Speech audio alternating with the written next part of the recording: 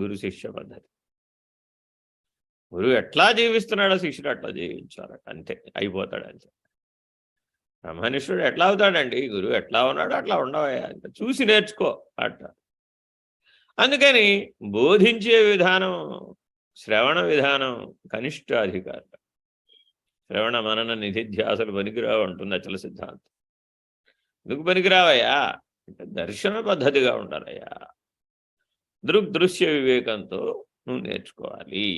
ద్రష్టురహితం, దృగ్రహితం నీ లక్ష్యం అది. ద్రష్టే నిర్ణయం కాని వాడికి ద్రష్టురహితం ఎట్లా అవుతుంది? దృక్కే నిర్ణయం కాని వాడికి దృగ్రహితం ఎట్లా అవుతుంది? కాబట్టి మొట్టమొదటి జీవితం ఎట్లా ఉండాలి? నేను ద్రష్ట స్వరూపుడను, నేను దృక్స్వరూపుడను అనే స్థాయికి మొట్టమొదటి చేరా.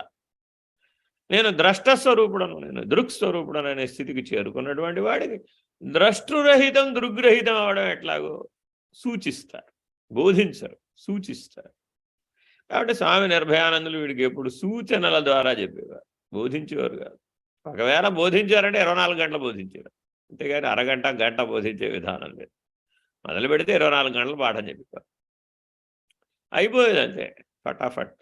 అటో ఇటో తేలేదాకా పాఠం ఆపే ప్రసక్తే లేదు. అంతటితో అది నిర్ణయం అయిపోతుంది అంతే. ఇంక మళ్ళీ అడిగే ప్రసక్తే లేదు, మళ్ళీ చెప్పే ప్రసక్తే లేదు.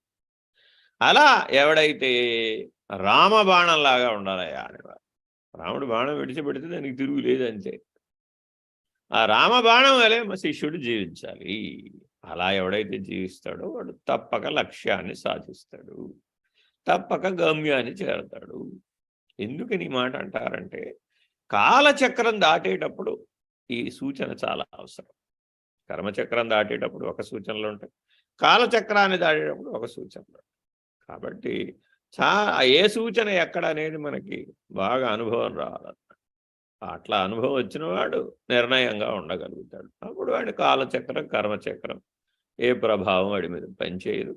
వాడు జన్మరాహిత్యం అనే మోక్ష సన్యాస స్థితిని పొందుతాడు.